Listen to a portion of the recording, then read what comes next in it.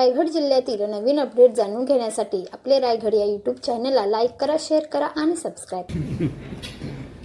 आपल्या सर्वांना माहिती आहे, आपण 29 तारखेला महायुतीची पत्रकार परिषद घेतली आणि महायुती म्हणून आम्ही महानगरपालिका निवडणूक लढवतोय असं आपण सगळ्यांनीच प्रसिद्धी माध्यमातून लोकांपर्यंत पोहोचवलं. 30 तारखेपर्यंत अर्ज दाखल करण्याची मुदत होती. 31 तारखेला छाननी होती आणि त्या छाननीच्या दिवशीच महायुतीचा एक शिलेदार हा बिनविरोध निवडून आला आणि त्याच्यानंतर 1 आणि 2 तारखेला जे अर्ज पाठीमागे घेण्याची वेळ होती त्यावेळेला आणखी 5 उमेदवार असे महायुतीचे 6 जण हे बिनविरोध निवडून आले. आणि त्यानंतर आपल्या सगळ्यांना माहिती आहे 2 तारखेला भारतीय जनता पार्टीचे प्रदेशाध्यक्ष माननीय रवींद्रजी चव्हाण साहेब यांनी भारतीय जनता पार्टीच्या कार्यकर्त्यांबरोबर हा संवादाचा कार्यक्रम केला आणि तिथपासून कार्यकर्ते जे जोशाने कामाला लागले. भारतीय जनता पार्टी म्हणून संघटनात्मक जी मागणी आहे ही बूथ स्तरापर्यंतची मागणी आहे आणि भाजपची बूथ स्तरापर्यंतची बांधणी आणि त्याच्याच जोडीला शिवसेना, आरपीआय आणि राष्ट्रवादी काँग्रेस असे आम्ही सगळेजण एकत्र आलो आणि महायुती म्हणून पनवेलच्या निवडणुकीला सामोरं जाताना एक चांगलं प्रकारचं बळ महायुती म्हणून आम्हाला या मित्रपक्षांच्या जोडीने मिळालं. आणि मग या सगळ्या ताकदीवर आम्ही पूर्ण महानगरपालिकेच्या 1 ते 20 या सगळ्या प्रभागांमध्ये उमेदवार अर्ज दाखल केले. त्याच्यानंतर ज्या प्रचार झाला सगळीकडे सर्वांगीण प्रचार हा एकदम नियोजनबद्ध प्रचार हा महायुतीच्या वतीने झाला. आणि या सगळ्याच्या मध्ये वेगवेगळ्या समाजाच्या बैठका असतील, वेगवेगळ्या क्षेत्रातल्या लोकांच्या गाठीभेटी असतील, असं एकदम सूक्ष्म प्रचार हा पूर्णपणे नियोजनबद्ध प्रचार हा महायुतीच्या वतीने सुरू झाला. आणि त्या ह्याच्यामध्ये आपल्याला मगाशी सांगितलं की प्रदेशाध्यक्ष रवींद्र चव्हाण साहेब आले, त्यांनी कार्यकर्त्यांना मार्गदर्शन केलं. पण त्याच्यानंतर वेगवेगळे समाजाच्या बैठका असतील आणि जाहीर सभा असतील. माननीय केंद्रीय मंत्री सुरेशजी गोपी हे या ठिकाणी येऊन गेले. त्याच्यानंतर माननीय रामदासजी आठवले साहेब केंद्रीय मंत्री तेही आपल्या या महानगरपालिकेच्या निवडणुकीला 2 केंद्रीय मंत्री आले आणि त्यांनी प्रचारामध्ये सगळ्या नागरिकांना आवाहन केलं. महाराष्ट्र राज्याचे मंत्री माननीय शिवेंद्रराजे भोसले साहेब असतील, त्यानंतर आदितीताई तटकरे असतील, शंभूराजे देसाई, पंकजाताई मुंडे हे महाराष्ट्र राज्याचे मंत्री, त्याचबरोबरीने खासदार माननीय अप्पा बारणे साहेब असतील, माननीय धैर्यशील पाटील साहेब असतील, हे दोन्ही खासदार.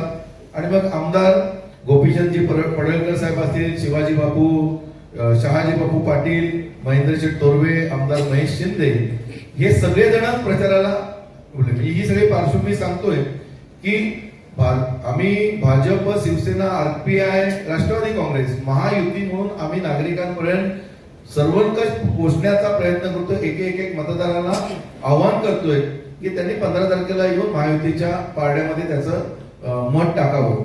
आणि मग हे सगळं सुरू असताना आपल्या सगळ्यांना माहिती आहे लोकनेते रामशेठ ठाकूर साहेब यांच्या मार्गदर्शनाखाली आणि आमदार प्रशांतजी ठाकूर असतील आणि महेश बल्दी साहेब असतील. महेश बल्दी साहेब आम्ही इंटरव्ह्यू घेतल्या 14-15ला, तिथपासून आजपर्यंत महिना झाला ते पूर्णपणे महेश बल्दी साहेब या पूर्ण महानगरपालिकेमध्ये पूर्ण महिन्याच्या महिना ते लक्ष घालतात. तेव्हा आमदार महेश बल्दी साहेब असतील, प्रशांतजी असतील, बाकी सगळे जय म्हात्रे साहेब असतील, आम्ही सगळेजण या सगळ्याच्यात लागलोय. आणि म्हणून मग आम्ही जो काही जाहीर सभेमध्ये सांगतोय की कुठल्याही परिस्थितीमध्ये आम्ही या वेळेला 65+ पुढे जाणार. हे का सांगतोय तर या सगळ्या मगाशी सांगितलं की भाजपचं संघटनात्मक बळ, त्याच्यानंतर महायुती म्हणून एकत्र आलोय. एवढ्या सगळ्या समाज असतील, वेगवेगळे घटक असतील, यांच्याकडे पोषण असेल, एवढ्या सगळ्या लोकांच्या सभा असतील, जे जेणेकरून कुठल्याही परिस्थितीत आपल्याला गेल्या वेळेला सगळ्या तुम्हाला माहिती असेल की भारतीय जनता पार्टीचे, त्याच्यानंतर काही पक्षांमधून भारतीय जनता पार्टीमध्ये आलेले असे 65 आणि राष्ट्रवादीचे खानावकर असे 66 नगरसेवक हे गेल्या वेळेलाही आता विद्यमान नगरसेवक हे भाजप महायुती म्हणून होते. आणि त्याच्यामुळे आम्ही असं म्हणतो की त्याच्यापेक्षा अधिक म्हणजे कुठल्याही परिस्थितीत 66+ नगरसेवक हे भारतीय जनता पार्टी म्हणून आम्ही निवडून आणणार आहोत. त्यातले 6 जण हे आधीच बिनविरोध निवडून आलेले आहेत. त्याच्यामुळे अशा पद्धतीने सगळा प्रचाराचा गाडा हा सगळा चालू आहे. कालच माननीय मुख्यमंत्री देवेंद्रजी फडणवीस साहेब यांचा एक वेगळा सभा आपण घेतली नाही, सभा घेतली असती तर मोठी सभा झाली असती, पण आपण वेगळा कार्यक्रम केला. सगळ्या ज्या सोसायटीज आहेत, रहिवासी संकुल आहेत पूर्ण पनवेल महानगरपालिकेतले, पनवेल महानगरपालिका क्षेत्रातील रहिवासी संकुल आहेत, त्याच्यामध्ये जे अध्यक्ष सेक्रेटरी आहेत त्यांना आपण आवाहन केलं. काही डॉक्टर आहेत, वकील आहेत, वेगवेगळ्या संस्था आहेत, यांचे प्रतिनिधी आहेत, अशांना बोलवून तो कालचा टॉक शो केला. म्हणजे ती जाहीर सभा नव्हती. त्याच्यामुळे या प्रकारचं सगळं वातावरण हे महायुती म्हणून आम्ही केले. आणि निश्चितच 15 तारखेला आम्हाला पनवेलकर जनता ही आम्हाला पूर्णपणे सहकार्य करून त्यांचं मत हे महायुतीला देतील. आणि 16 तारखेला आम्ही 66+ असा आमचा विजय नक्की होईल एवढा आम्हाला विश्वास वाटतो. सर्व पत्रकार सहकारी आणि या निवडणुकीमध्ये भाजप, शिवसेना, राष्ट्रवादी, RPI या आमच्या महायुतीच्या सर्व प्रचाराला योग्य पद्धतीनं लोकांपर्यंत पोहोचवण्यामध्ये आम्हाला ज्यांनी सहकार्य केले असे आपण सर्व सहकारी, उपस्थित सर्व भगिनी आणि सर्व उपस्थित बंधू, मी सगळ्यात आधी उशिरानं ही पत्रकार परिषद सुरू झाली त्याबद्दल आपल्या सर्वांची दिलगिरी व्यक्त करतो. खरं तर सन्माननीय आमचे भाजपचे जिल्हाध्यक्ष अविनाशजी यांनी पत्रकार परिषदेमागचा हेतू आपल्या सर्वांना सांगितला. या सर्व प्रचारामध्ये माननीय भाजपचे प्रदेश अध्यक्ष रवींद्र चव्हाण साहेब यांच्या 2 जानेवारीच्या आमच्या सर्व कार्यकर्त्यांच्या संवाद मेळाव्यापासून जी सुरुवात झाली आणि काल माननीय मुख्यमंत्री यांच्या संवाद सभेपर्यंत हा आमचा प्रवास हा त्यांनी सांगितला. या सगळ्या कालावधीमध्ये माननीय पंतप्रधान नरेंद्र मोदी यांचं विजन म्हणजे सबका साथ सबका विकास हे त्याचं कायम सूत्र राहिले. आणि हे सगळं सबका प्रयास याच्या माध्यमातून हे आजवर शक्य झालंय हे माननीय पंतप्रधानांनी सांगितलेलं आहे. त्यामुळे संवादापासून संवादापर्यंत हा जो प्रचाराचा प्रवास आम्ही आपल्याला सांगितला त्याच्या पाठीमागे आपल्या सगळ्यांपर्यंत आम्ही कशा पद्धतीनं पोहोचू शकलो हे आम्ही सांगतो. म्हणजे काल कामोठ्यामध्ये आमच्या वॉर्ड निहाय पोलिंग एजंटच्या सभा पार पडल्या. सोशल मीडियाच्या माध्यमातून निर्माण केलेल्या वॉरूम्स असतील किंवा उमेदवारांचे प्रचार पत्रक असतील, या सगळ्याच बाबतीमध्ये भारतीय जनता पार्टी, शिवसेना, राष्ट्रवादी, RPI या आमच्या महायुतीनं सतत प्रचारामध्ये आघाडी घेतली. प्रचार करत असताना घराघरापर्यंत आम्ही गेलं पाहिजे याच्यावरती सगळ्यांचा आमचा विशेष आग्रह होता. प्रचार करत असताना आपल्याला कल्पना आहे प्रभाग क्रमांक 1 पासून 20 पर्यंत धरा, 1 आणि 2 प्रभाग आहेत, याच्यामध्ये ग्रामीण भाग जास्त प्रमाणात आहे. आणि 3 नंबर प्रभाग जो आहे या 3 नंबर प्रभागामध्ये आता मोठ्या प्रमाणावरती नागरीकरण आता त्या ठिकाणी झालंय. इनफॅक्ट 3 नंबर प्रभाग जो आहे संपूर्ण 20 वॉर्डामध्ये सगळ्यात जास्त मतदान म्हणजे 46,700 पेक्षा जास्त मतदान हे त्या एका प्रभागात आहे. आता या सगळ्या लोकांपर्यंत पोहोचायचं मतदारापर्यंत, तर त्यासाठी कार्यकर्त्यांची चांगली टीम असावी लागते, कार्यकर्त्यांचं चांगलं नेटवर्क असावं लागतं, जे आमच्या सुदैवानं आमच्याकडे सातत्यानं राहिलेलं आहे. राज्याचे माननीय मुख्यमंत्री देवेंद्र फडणवीसजी, सन्माननीय उपमुख्यमंत्री एकनाथ शिंदे साहेब आणि अजितदादा पवार या सगळ्यांच्या बरोबरीनं काम करत असताना आम्ही महायुतीचे कार्यकर्ते आहोत, सन्माननीय आठवले साहेबांचे आम्ही कार्यकर्ते आहोत. तर संवाद या विषयावरती आम्ही सतत भर ठेवला. आम्ही प्रचाराची पत्रकं घेऊन लोकांच्याकडे गेलो, त्यांच्याशी संवाद साधलाय. आम्ही फक्त प्रचाराच्या निमित्तानं लोकांकडे गेलेलो नाही, आम्ही सातत्यानं मोदी सरकारची कामं लोकांपर्यंत घेऊन गेलोय, राज्य सरकारची कामं लोकांपर्यंत घेऊन गेलोय.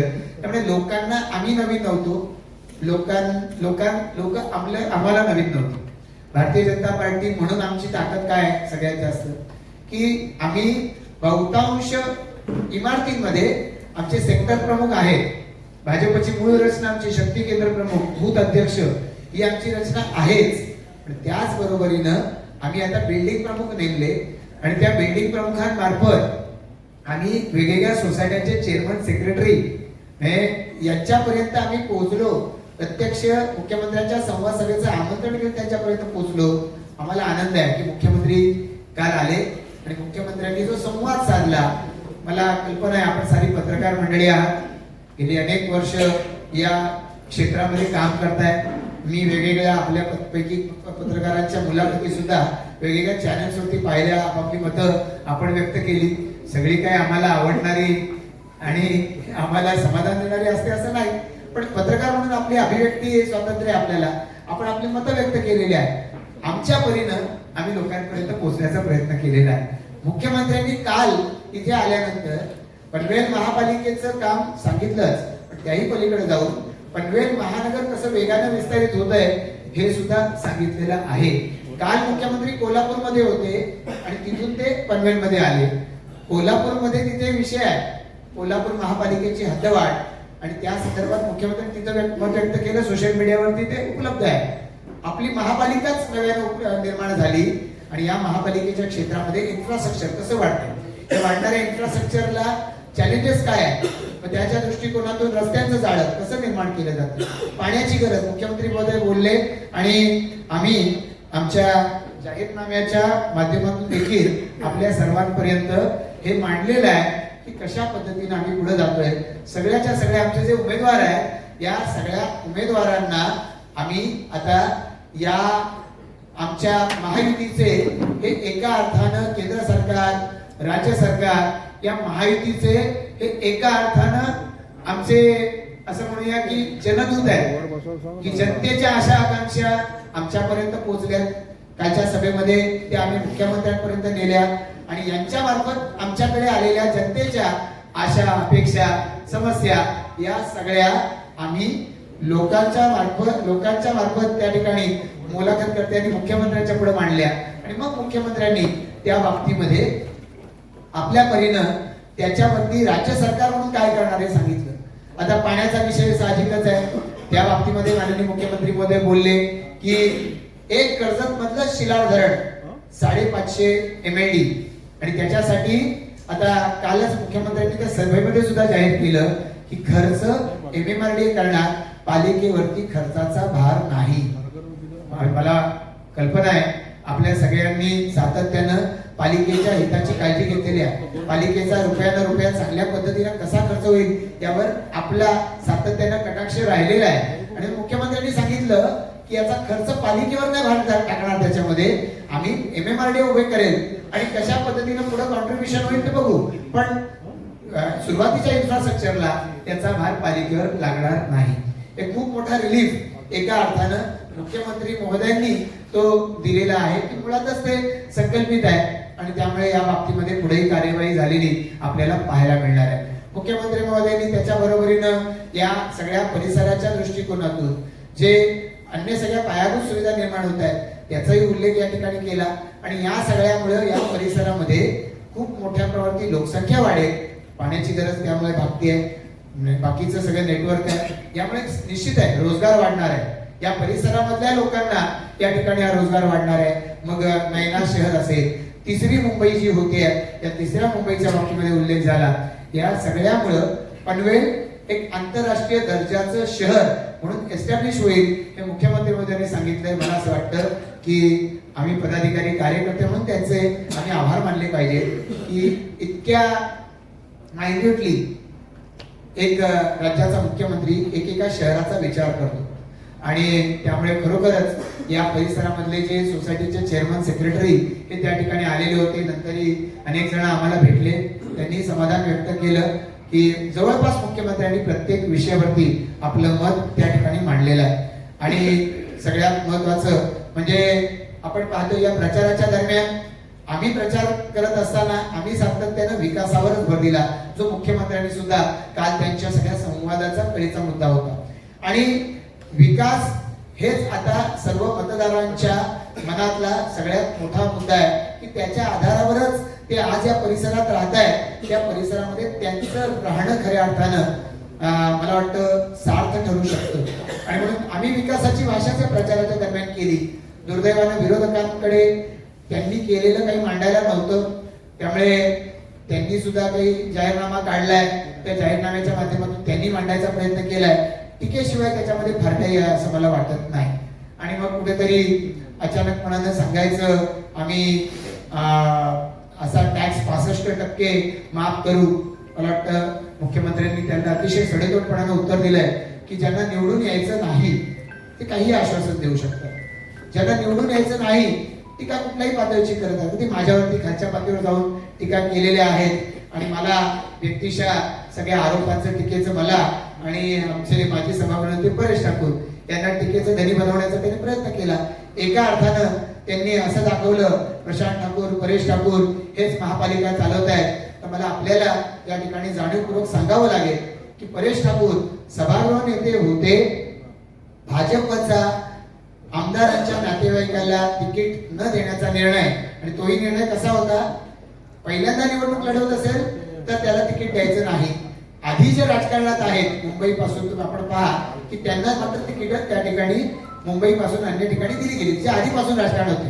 पण आमदार आता झाला 1 वर्षापूर्वी आणि लगेच घरातल्या कुटुंबियांना त्या ठिकाणी सांगतोय, असं घडता कामा नये. यासाठी माननीय या सभागृह नेते माझे परेश ठाकूर यांनी आधीच निर्णय घेतला, मी निवडणूक लढवणार नाही आणि परेश ठाकूरांनी निवडणूक लढवलेली नाही.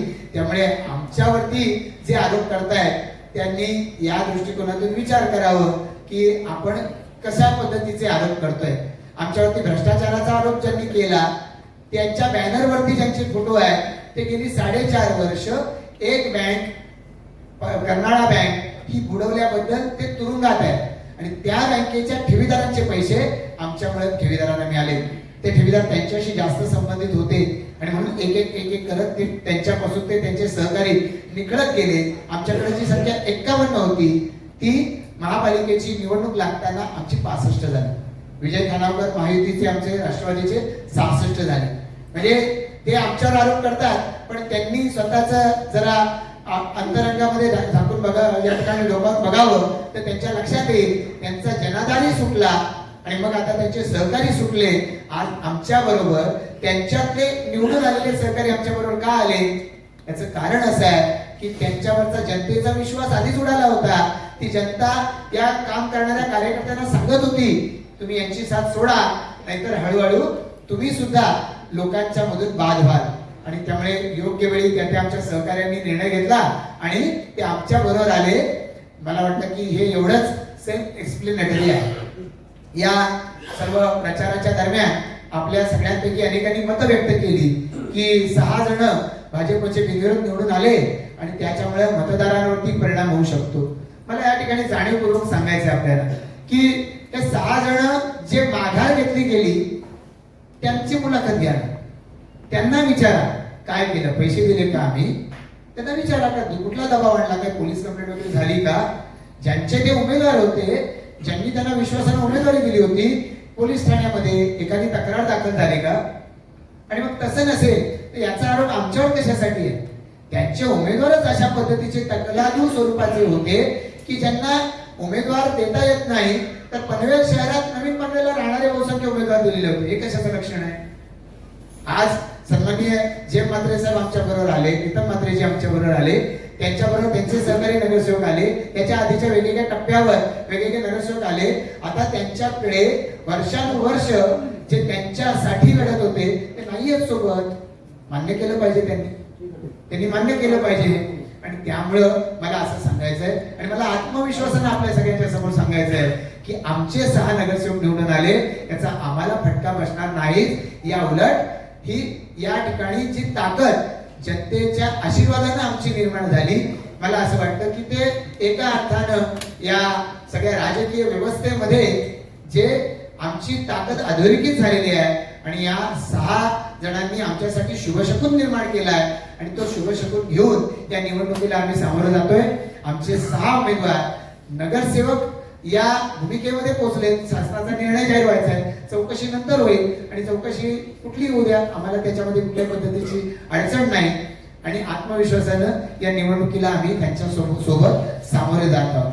आज या 129 अ च्या बाबतीमध्ये मी पुन्हा उल्लेख करेन की 129 चा उल्लेख या ठिकाणी केला गेलाय आणि असं सांगितलं जात आहे म्हणजे की 22,983 गावठाण हद्दीतल्या प्रॉपर्टीजना याचा फायदा 129 चा मिळाला.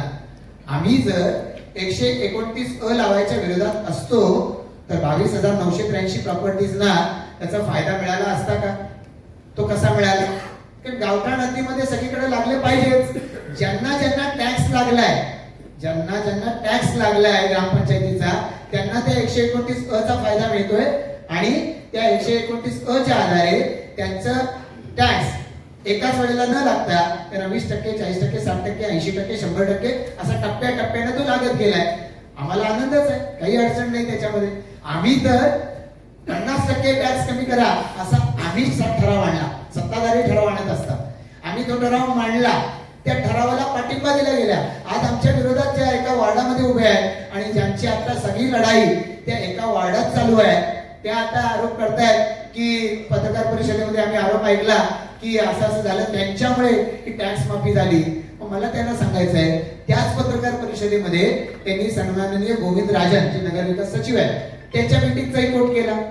मग त्या मीटिंग मध्ये त्या ठिकाणी 129 लागू झाला पाहिजे या दृष्टिकोनातून त्यांनी त्यावेळेला सुतोवाच का नाही केलेला आहे? त्याचा आग्रह त्यांनी त्या बैठकीत का नाही धरलेला आहे? सुप्रीम कोर्टामध्ये 4 वर्षांची लढाई चालू आहे. त्या 129 चा आग्रह धरून त्यांना सुप्रीम कोर्टाने 4 वर्षात एक रिलीफ का नाही दिलं? आता हे उशिरा सुचलेलं शहाणपण आहे. जेव्हा पायाखालची जमीन सरकते त्यावेळेला या सगळ्या गोष्टी सुरू होतात आणि त्यामुळे हे आज निवडणुकीसाठी निवडलेलं यांचं हे खेळणं आहे. हा खुळखुळा ते 15-16 तारखेपर्यंत वाजवतील आणि त्यानंतर मग ईव्हीएम आणि बाकी सगळ्या गोष्टींच्या नावानं हे सगळे गळा काढणार आहेत. आज आम्ही अशा निगेटिव्ह पब्लिसिटीच्या आधारे आणि असा कुठला तरी एखादा मुद्दा आणि मुख्यमंत्र्यांनी तर उत्तरच दिलं का की लोकांना जर सेवा सुविधा द्यायच्या तर लावावाच लागेल, वाजवी असला पाहिजे आणि तो वाजवी असण्याच्या दृष्टिकोनातून सगळ्या पद्धतीच्या सूचनांचा आम्ही स्वीकार केलाय. आम्ही सुद्धा मागितलं की कोविडच्या 2 वर्षाच्या कालावधीसाठी एक 2 वर्षाचा कर माफ केला जावा, पण शासनाचं म्हणणं होतं की आपण राज्यात अशा पद्धतीची सवलत ना मुंबई ना पलीकडच्या बाजूला पुढे चंद्रपूर कुठेही अशी सवलत दिली नाही. 29 महापालिकांची निवडणूक आहे, 29 महापालिकांची निवडणूक सुरू आहे. आपल्यासारखे पत्रकार त्या प्रत्येक ठिकाणी ज्या ठिकाणी सत्ताधारी पक्षाला प्रश्न विचारू शकतात, पण त्यापेक्षा जास्त या कालावधीमध्ये जी व्याज दंड लागलेला होता एकनाथ शिंदे साहेब त्यावेळेला मुख्यमंत्री होते त्यांनी आणि देवेंद्र फडणवीस साहेबांनी सांगितलं आणि आम्ही त्याची आता अंमलबजावणी केली. व्याज दंड हा 90% पर्यंत माफ केला गेलेला आहे आणि हाही एक मोठा दिलासा नागरिकांना मिळालाय. नागरिकांना ह्याची कल्पना आहे की फक्त करमुक्ती असं बोलून चालत नाही. सर्व्हिसेस पाहिजे तर त्यासाठी काही अंशी वाजवी दरात कर लागला पाहिजे आणि तो भरण्याचा लोकांनी तयारी दाखवली आणि म्हणूनच 200 कोटीपेक्षा जास्त हा ठिकाणी कर हा गेल्या माफीच्या कालावधीमध्ये वसूल झालेला आहे. आज या सगळ्या मधून आम्ही आपल्या सर्वांपर्यंत हे जे संकल्प पत्र घेऊन आलोय ते संकल्प पत्र आम्ही प्रत्येक शहरामध्ये या ठिकाणी वाटलं आणि जर या संकल्प पत्राची मागच्या बाजूची पानं आपण पाहाल तर नवीन पनवेल खंदा कॉलनी, कळंबोली, कामोठा, खारघर याची वेगवेगळी पानं आहेत आणि त्या शहरामध्ये आम्ही खारघरमध्ये खारघर वासियांसाठी अशा पद्धतीनं आम्ही नेमकं काय करणार हे त्या ठिकाणी सांगितलेलं आहे. आज या संकल्प पत्राच्या माध्यमातून पनवेलच्या विकासाचं हे शाश्वत असं संकल्प पत्र आम्ही आपल्या सर्वांपर्यंत आणलंय. 2017 साली आम्ही दशमान योजना आणली होती आणि या दशमान योजनेच्या माध्यमातून ज्या 10 वेगवेगळ्या सेक्टरमध्ये महापालिकेनं काम केलं पाहिजे हे आम्ही त्यावेळेला जाहीर केलं. त्याच्यातल्या बहुसंख्य गोष्टी आम्ही पूर्ण करू शकलो आणि आता पुढच्या टप्प्यामध्ये आम्ही हे काम आणखी पुढे घेऊन जाणार आहोत. ज्याचा उल्लेख मी मगाशी केला की सक्षम पाणी व्यवस्थापन, मी आतल्या पानावरती 3ऱ्या पानावरती आहे की सक्षम पाणी व्यवस्थापन याच्या माध्यमातून आता त्या शिलार धरणाचं टेंडर निघालं, त्याची वर्क ऑर्डर झाली आणि आता त्या कामाला आम्ही म्हणतोय मे 2024 पासून त्याची सुरुवात होणार आहे. लँड ऍक्विजिशन रिलेटेड आणि बाकी सगळ्या या सगळ्या प्रक्रियेला वेग येईल. नावाशेवा टप्पा 3 जी आता करंजाडे, पनवेल, नवीन पनवेल, खंदा कॉलनी, कळंबोली या सगळ्या परिसराला पाणी पुरवठा करते आणि त्याचबरोबर महापालिकेच्या हद्दीत आलेल्या सगळ्या गावांना याच्यातूनच पाणी मिळणार आहे. ही योजना खरं तर त्याच्या मुदत ही जून 2026 आहे. आमचा प्रयत्न आहे की फेब्रुवारी अखेरपर्यंत पाईपलाईनचं काम आणि मग जे पंप हाऊस आणि जी अनुषंगिक कामं आहे ही मे 2026 पर्यंत पूर्ण व्हावी, जेणेकरून या सगळ्यातून मिळणारं पाणी हे सगळ्या नागरिकांपर्यंत आम्हाला पोहोचवता येईल. या बरोबरीनं जसं सिडकोनं आता स्काळा सिस्टीम करायचं ठरवलंय, कारण आज तरी खारघर, कळंबोली, कामोठा, नवीन पनवेल, खांदा कॉलनी, तळोजा या आणि करंजाडा, उलवे, द्रोणागिरी या सगळ्या शहरांमध्ये सिडकोचा पाणी पुरवठा आहे. सिडकोच्या ताब्यात पाणी पुरवठा आहे. महापालिकेनं सगळ्या व्यवस्था हातात घेतल्या, पाणी पुरवठा घेतली नाही. कारण आम्ही सिडकोला सतत सांगत राहिलो की तुम्ही हे सगळं पूर्ण करून द्या, आम्ही ताब्यात घेऊ. हे सगळं पूर्ण करणं म्हणजे काय, हेटवणे धरणाचं काम आहे, हे पूर्ण करून द्या. याच बरोबरीनं खारघर, कळंबोली, कामोठा या ठिकाणी पाण्याची वितरण व्यवस्था आज तरी मॅन्युअल आहे. पंप हाऊस मध्ये कॉन्ट्रॅक्टर लोक हे पाणी सोडत राहतात. आता ह्या सिस्टीम मधून लोकांचा सुटकारा व्हावा, कारण लोकांचा आरोप राहतो की अमुक अमुक ठिकाणीच पाणी जास्त जातं, म्हणून त्या ठिकाणी ऑटोमायझेशनची टेंडर्स ही सिडकोच्या माध्यमातून काढायला सिडकोच्याकडे आम्ही सतत पाठपुरावा केला, त्यांना भाग पाडलं आणि त्याच्यातून तिथली ऑटोमायझेशनची कामं या ठिकाणी सुरू आहेत. या बरोबरीनं आता मोठ्या प्रमाणात लोकवस्ती वाढते, तशी त्या मोठ्या संकुलांमध्ये गार्डन पासून सगळ्याला पाणी जे जातं ते पिण्याचं पाणी लागू नये, पोटेबल वॉटर ज्याला आपण म्हणतो, म्हणून सांडपाण्याच्या वरती प्रक्रिया करणं हे सिडको आणि महापालिकांनी केलं पाहिजे. आणि या माध्यमातून पाण्याचा पुनर्वापर करायचा, तर पुनर्वापर जे करतील त्यांना टॅक्स मध्ये रिबेट दिला पाहिजे, जे रेन वॉटर हार्वेस्टिंग करतील त्यांना टॅक्स मध्ये रिबेट दिला पाहिजे. यासाठी आम्ही महापालिकेच्या माध्यमातून हे काम पुढे चालू करणार आहोत. कॉन्क्रीटचे रस्ते बांधले जात आहेत, त्याबरोबरीनं गटारं स्वतंत्ररित्या ती बंदिस्त गटारं, कॉन्क्रीटची ही सगळी गटारं आहेत. चौकांचं सुशोभीकरण केलं जात आहे. मुख्यत्वे तळोजा पासून ते कळंबोली पनवेलचा हा रस्ता आता जो 4 लेन आहे, पण त्या ठिकाणी बऱ्याच वेळा ट्रॅफिक कंजेशनचा सामना करावा लागतो. त्याचं 6 पदरी मार्ग करण्याच्यासाठी म्हणून आम्ही या ठिकाणी सांगितलं शासनाच्याकडे आम्ही पाठपुरावा करू. ज्याप्रमाणे कळंबोलीचा ब्रिज हा शासनाकडे पाठपुरावा करून आता त्याचं काम सुरू झालेलं आहे. काल मुख्यमंत्र्यांनी सांगितलं की स्टेट ऑफ आर्ट असा तो ब्रिज होणार, तसाच हा रस्ता हा सुद्धा 6 पदरी हा करण्यासाठी आम्ही पाठपुरावा करणार आहोत. या बरोबरीनं नागरीकरण वाढलंय, त्यामुळे अग्निशमन दलामध्ये सुद्धा या प्रत्येक शहरामध्ये 90 मीटर शिडीची अग्निशामक वाहनं ही उपलब्ध करून देण्यासाठी आम्ही आता या ठिकाणी पाठपुरावा करणार आहोत.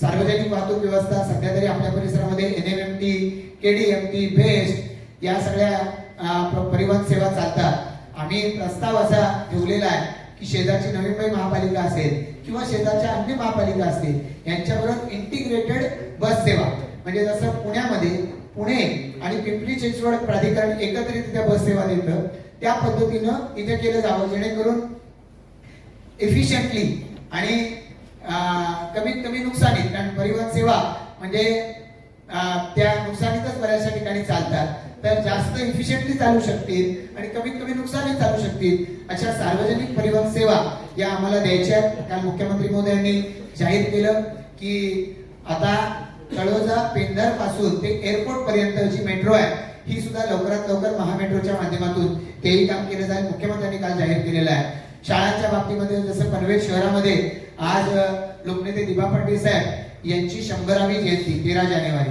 तर त्यांच्या नावानं असलेली जशी शाळा पनवेल शहरामध्ये आहे ते तशाच शाळा आम्ही आता खारघर, कामोठा, कळंबोली, तळोजा आणि ग्रामीण भागामध्ये महापालिकेच्या माध्यमातून या शाळा आम्ही बांधणार आहोत आणि या शाळांमध्ये इंग्रजी माध्यमाचं शिक्षण दिलं जाईल. याशिवाय 11वी 12वीचंही शिक्षण हे त्या ठिकाणी दिले जाण्याच्या दृष्टिकोनातून आम्ही आता येणाऱ्या कालावधीमध्ये प्रयत्न करू. या सगळ्या शाळा आणि आता आमच्याकडे असलेल्या जिल्हा परिषदच्या शाळा त्याच्यामध्ये ई लर्निंग असेल, डिजिटल शाळा असतील, व्हर्च्युअल क्लासरूम असतील, ग्रंथालयाच्या सुविधा असतील, हे सगळं आम्ही त्याच्यामधून देणार आहोत. खेळाडूंनाही त्या ठिकाणी चांगलं विशेष प्रशिक्षण देता येईल महापालिका शाळांमधून, याच्यासाठी आम्ही पाठपुरावा करणार आहोत.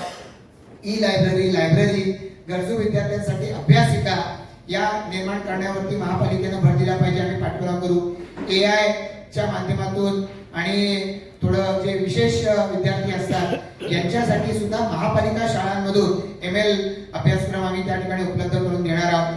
या व्यतिरिक्त महिलांच्या सुरक्षिततेच्या दृष्टिकोनातून, सक्षमतेच्या दृष्टिकोनातून महापालिका सुरक्षित स्वच्छतागृह निर्माण करणार आहे. आणि याच बरोबरीनं महिला बचत गटांच्या उत्पादनांना तिथे बाजारपेठ मिळाली पाहिजे. महापालिका या थेट बाजारपेठ निर्माण करून देतील वेगवेगळ्या विभागामध्ये.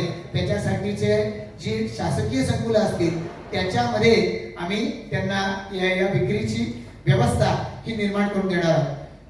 आपल्याला कल्पना आहे माननीय रवींद्र चव्हाण साहेब हे 15 डिसेंबरला हे पनवेलमध्ये आलेले होते आणि 15 डिसेंबरला त्यांनी 15 तारीख की 17 त्यांनी महापालिकेच्या 300 महिलांच्या 300 गरोदर मातांच्या साठीच्या रुग्णालयाचं भूमिपूजन त्यांनी केलं.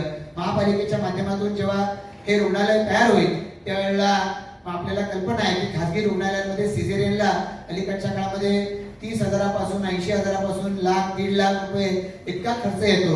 जेव्हा महापालिकेचं हे रुग्णालय निर्माण होईल एका वेळेला 300 गरोदर मातांना सामावून घेता येईल अशा पद्धतीची व्यवस्था महापालिका निर्माण करणार आहे. याशिवाय महिलांसाठीच्या वेगवेगळ्या अन्य योजनांचा उल्लेख आमच्या या संकल्प पत्रामध्ये आम्ही केलेला आहे.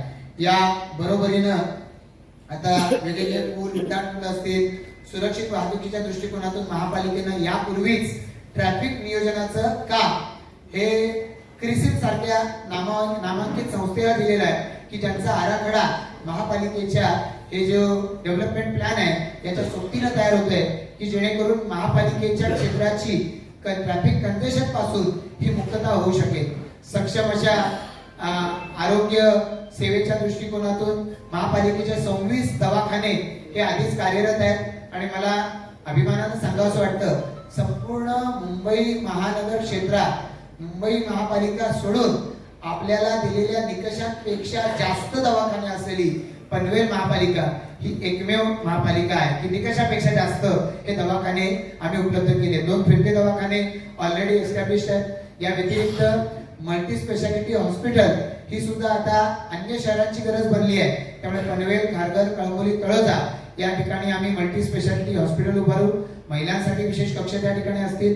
महापालिकेच्या माध्यमातून सातत्यानं जसं स्वयंसेवी संस्था या कृत्रिम अवयव दिव्यांगांसाठी देतात तसे देण्याच्या दृष्टिकोनातून सातत्यानं काम करत राहणार आहे. या व्यतिरिक्त जनऔषधी केंद्र हे उपलब्ध असले पाहिजेत. आपल्याकडे बहुसंख्य ठिकाणी आता पाळीव प्राणी आहेत यांचाही विचार केला पाहिजे आणि म्हणून पाळीव प्राण्यांच्यासाठी फिरता दवाखाना हा सुद्धा चालू करण्यात आलेला आहे. यांची संख्या आम्ही वाढवू. टॅक्सच्या बाबतीमध्ये महापालिकेच्या मध्ये भारतीय जनता पार्टीला गेल्या 2017 मध्ये लोकांनी संधी दिलेली होती. त्यामुळे एकीकडे महापालिका चालली पाहिजे, महापालिकेच्या माध्यमातून सोयी सुविधा दिल्या पाहिजेत, तर वाजवी कर घेतला पाहिजे. यासाठी महापालिका मध्ये भाजप आग्रही होती, महायुती आग्रही आहे आणि म्हणूनच महापालिकेमध्ये 50% कर कपात करावी त्यासाठी आम्ही आग्रह धरला होता. प्रशासनाने सांगितलं की 50% जर कर कपात केली तर आम्हाला पगारच देता यायचं नाही. आपल्याला कल्पना आहे की महाराष्ट्रात काही महापालिकांची अशी स्थिती आहे आणि त्यामुळे त्यांनी सांगितलं भार पाडतं 35% ही तुम्ही सवलत द्या आणि 35%चा ठराव प्रशासनानं त्यावेळेला केलेला होता आणि त्यामुळे हा 35%चा ठराव केला. मुंबई महानगर क्षेत्रातल्या सर्व महापालिकांच्या तुलनेत आमचा जो जनरल टॅक्सचा रेट आहे हा सगळ्यात कमी आहे. हे यापूर्वी देखील आम्ही सांगितलेलं आहे आणि तरी सुद्धा सांगतो की आता हा जो टॅक्स आहे की पुढच्या 5 वर्षामध्ये महापालिकेच्या मालमत्ता करामध्ये कुठलीही वाढ केली जाणार नाही. हे या संकल्प पत्राच्या माध्यमातून आम्ही आपल्याला आज या ठिकाणी उद्धृत करतो. या व्यतिरिक्त ज्या 30 वर्षापेक्षा जास्त जुन्या झालेल्या इमारती आहेत त्यांना इन्सेंटिव्ह FSI देऊन त्यांच्या पुनर्विकासाला प्राधान्य द्यावं असं आमचं मत आहे. काल मुख्यमंत्री मोदयांनी सेल्फ रिडेव्हलपमेंट स्वयं पुनर्विकास याच्यावरती त्यांनी आपलं म्हणणं मांडलं. जसं मुंबईमध्ये सन्माननीय प्रवीण दरेकर साहेबांची समिती नेमलेली होती आणि तिथे हे सगळे पूर्णत्वाला जाते. आज आपण पाहतो की अनेक ठिकाणी महापालिका हद्दीमध्ये पुनर्विकासाला चालना मिळालेली आहे. अनेक ठिकाणी लोक हे अगदी नवख्या बिल्डरला त्यांचा पुनर्विकासाचा प्रकल्प देतात आणि वर्ष 2 वर्ष काहीच घडत नाही. आणि मग असे लोक पुन्हा दुसऱ्या माणसाकडे जातात. हे जे घडतंय त्याला आळा बसावा म्हणून मुख्यमंत्री महोदयांनी स्वयं पुनर्विकासाला चालना दिली आणि त्यांनी सांगितलं सिडको असू द्या किंवा या कुठल्याही निकषांचा बाधा येणार नाही असा स्वयं पुनर्विकास करता आला पाहिजे. याच्यावरती माननीय मुख्यमंत्री महोदयांचं विशेष कटाक्ष आहे. कारण मुंबईपासून सगळ्या ठिकाणी आपण पाहिलं आपलं घर विकायचं आणि मग पलीकडे जायचं. पूर्वी लोक अंबरनाथ पर्यंत गेली. आता रेल्वे झाल्यानंतर पनवेल आणि पनवेल सॅटेलाइट सिटी बनली. पनवेलच्या पुढे प्रत्येक गाव आता सॅटेलाइट गाव बनलं. त्याच्या भोवती वस्ती वाढायला लागली. ही सगळी मुंबईची आलेली लोक आहेत. मुख्यमंत्री मध्ये म्हणतात की मुंबईचा माणूस मुंबईत राहायला पाहिजे. या दृष्टिकोनातून 15 चाळीपासून त्यांनी वेगवेगळी उदाहरणं दिली की जाणीवपूर्वक मुंबईकरांचं पुनर्वसन तिथंच झालं पाहिजे यासाठी त्यांनी भर दिला. मला या ठिकाणी म्हणायचंय की आमचा पनवेलकर पनवेलच्या बाहेर जाता कामा नये. तो पनवेल पासून पलीकडे विसुंबा आणि पलीकडे लांब लांबच्या गावामध्ये जाता कामा नये. सन्मानानं तो इथंच राहायला पाहिजे. आणि या दृष्टिकोनातून स्वयं पुनर्विकास हा पुढच्या काळासाठीचा आमचाही अजेंडा असेल आणि त्याच्यासाठी आम्ही त्याच्यावरती भर देणार आहोत. या व्यतिरिक्त प्रधानमंत्री आवास योजना, या प्रधानमंत्री आवास योजनेच्या माध्यमातून आता 6,615 एकूण झोपडीधारक आहेत. सिडकोच्या भूखंडावरती त्याच्यापैकी 3,918 झोपड्या आहेत. महापालिका महाराष्ट्र शासनाच्या जागेमध्ये 8 झोपड्या आहेत, झोपडपट्ट्या आहेत. त्याच्यामध्ये 2164 आहेत आणि खासगी भूखंडावरती 6 झोपडपट्ट्या आहेत. त्याच्यावरती फक्त 533 झोपडीधारक राहतात. या सगळ्या लोकांच्यासाठी प्रधानमंत्री आवास योजना टप्पा 1 याच्या अंतर्गत 867 घरं. याच्यामध्ये प्रधानमंत्री आवास योजना 1च्या दुसऱ्या टप्प्यामध्ये 1602 घरं.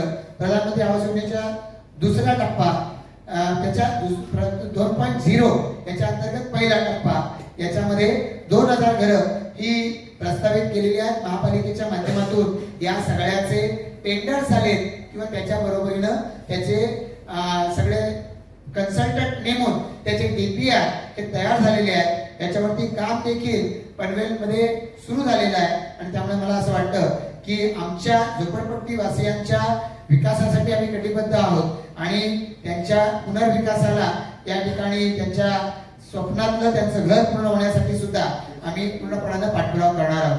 या सगळ्या परिसरामध्ये राहणारा जो तरुण आहे या तरुणाच्यासाठी आणि सगळेच नागरिक आहेत त्यांचं स्वास्थ्य चांगलं राहावं याच्यासाठी ठिकठिकाणी जसं दिलीप पेंगसरकर क्रिकेट अकादमी आम्ही निर्माण केली. कळंबोलीला कुस्तीचं संकुल असेल, त्याचबरोबर पनवेल शहरामध्ये बॅडमिंटनचं संकुल आहे, त्याच कामोठा आहे, तळोजा आहे. या ठिकाणी अशीच क्रीडा संकुलं ही आम्ही उभी करतोय.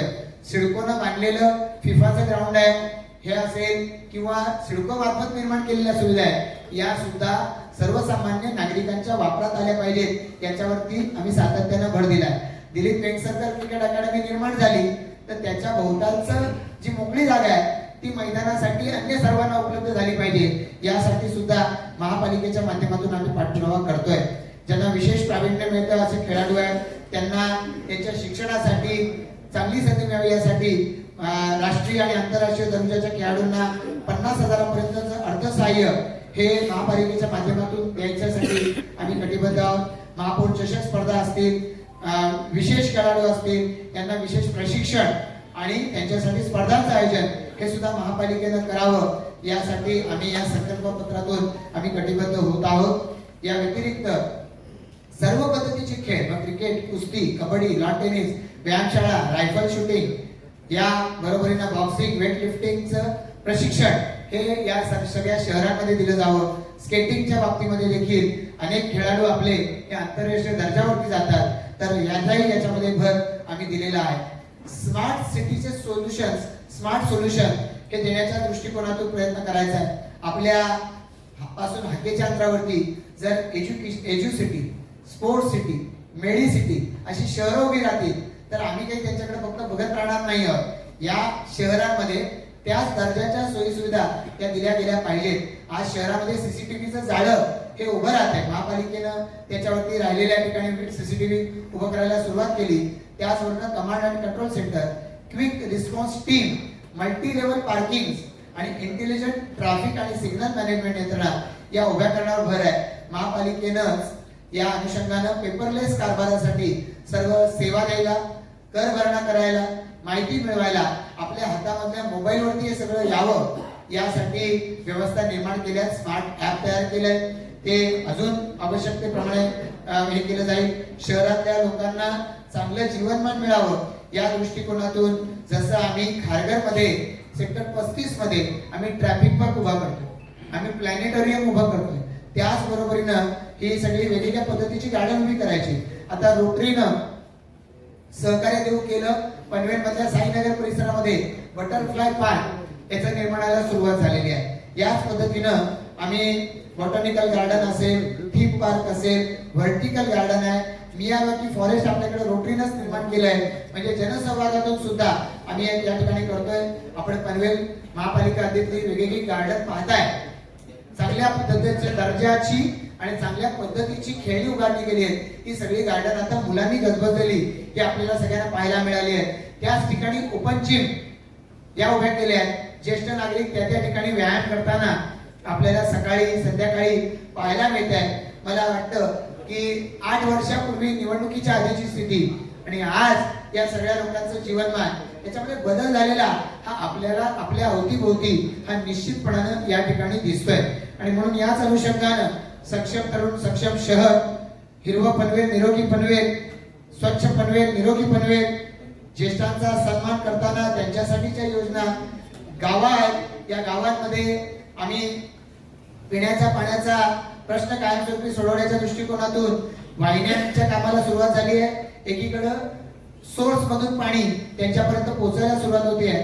जे आम्ही शहरामध्ये देतोय तेच आम्हाला गावामध्ये द्यायचं आहे.